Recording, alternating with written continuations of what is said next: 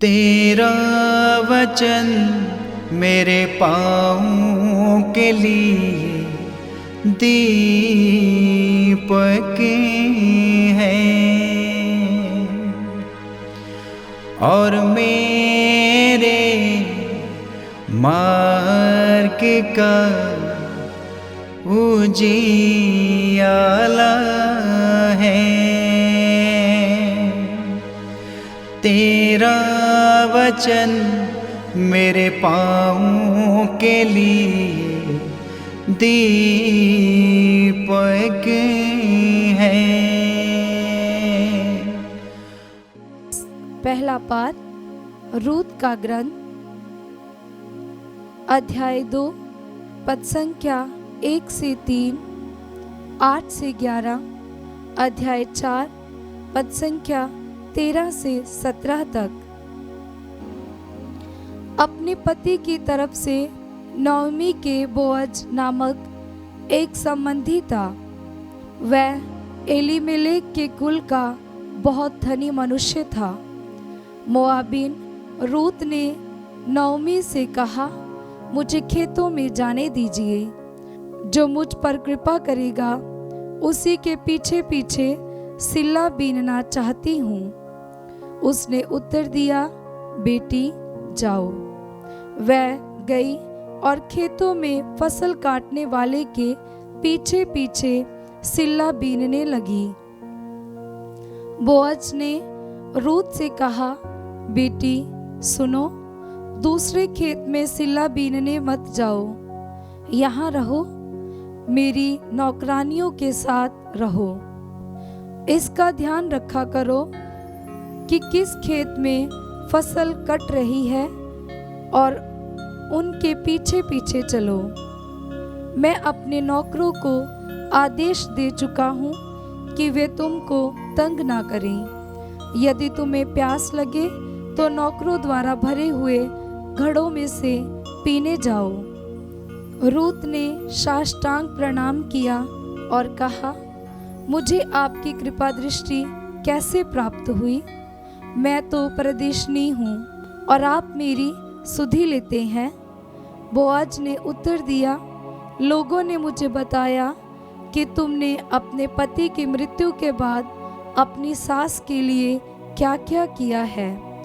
तुम अपने माता पिता और अपनी जन्मभूमि को छोड़कर ऐसे लोगों के यहाँ चली आई हो जिन्हें तुम पहले नहीं जानती थी। बोअज ने रूत को अपनी पत्नी के रूप में अपनाया। बोअज का उससे संसर्ग हुआ। प्रभु की कृपा से रूत गर्भवती हो गई और उसने पुत्र प्रसव किया। स्त्रियों ने नोआमी से कहा, धन्य है प्रभु, उसने अब आपको एक उत्तराधिकारी दिया है और उसका नाम इस्राएल में बना रहेगा। वह आपको नया जीवन प्रदान करेगा और बुढ़ापे में आपका सहारा होगा, क्योंकि आपकी बहू ने उसे जन्म दिया है। वह आपको प्यार करती है और आपके लिए 7 पुत्रों से भी बढ़कर है। नोआमी ने शिशु को अपनी छाती से लगा लिया और उसका पालन पोषण किया। पड़ोस की स्त्रियों ने ये कहते हुए शिशु का नाम रखा, नोआमी को पुत्र उत्पन्न हुआ है। उन्होंने उसका नाम ओबेद रखा। वही दाऊद के पिता यस्से का पिता है। ये प्रभु की वाणी है। ईश्वर को धन्यवाद। भजन अनुवाक्य। जो ईश्वर पर भरोसा रखता है उसे वही आशीष प्राप्त होगी। जो ईश्वर पर भरोसा रखता है उसे वही आशीष प्राप्त होगी। धन्य हो तुम जो प्रभु पर श्रद्धा रखते हो और उसके मार्ग पर चलते हो। तुम अपने हाथ की कमाई से सुखपूर्वक जीवन बिताओगे। अनुवाक्य। जो ईश्वर पर भरोसा रखता है उसे वही आशीष प्राप्त होगी। तुम्हारी पत्नी तुम्हारे घर के आंगन में दाखलता की भांति फलेगी फूलेगी। तुम्हारी संतान जैतून की टहनियों की भांति तुम्हारे चौके की शोभा बढ़ाएगी। अनुवाक्य। जो ईश्वर पर भरोसा रखता है उसे वही आशीष प्राप्त होगी। जो ईश्वर पर भरोसा रखता है उसे वही आशीष प्राप्त होगी। अनुवाक्य। जो ईश्वर पर भरोसा रखता है उसे वही आशीष प्राप्त होगी। ईश्वर सिय्योन पर्वत पर से तुम्हें आशीर्वाद प्रदान करता रहे, जिससे तुम जीवन भर यरूशलेम का कुशल मंगल देख पाओ। अनुवाक्य। जो ईश्वर पर भरोसा रखता है उसे वही आशीष प्राप्त होगी। जय घोष हालेलुया। अनुवाक्य। हालेलुया।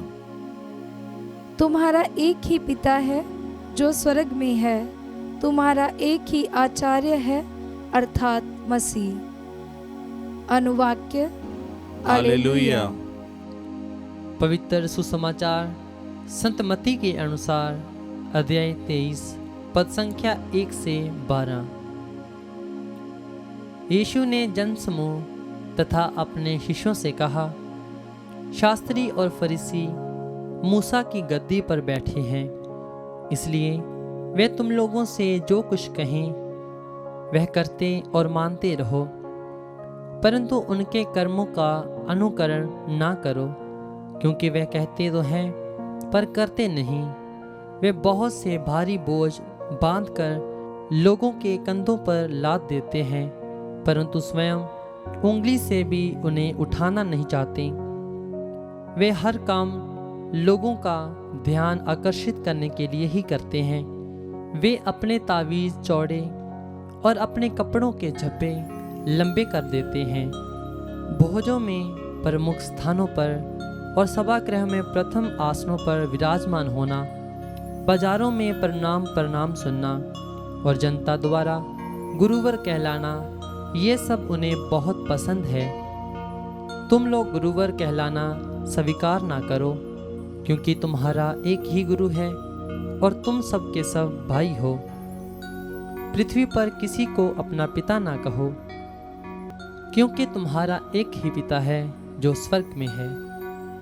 आचार्य भी कहलाना स्वीकार ना करो, क्योंकि तुम्हारा एक ही आचार्य है अर्थात मसीही।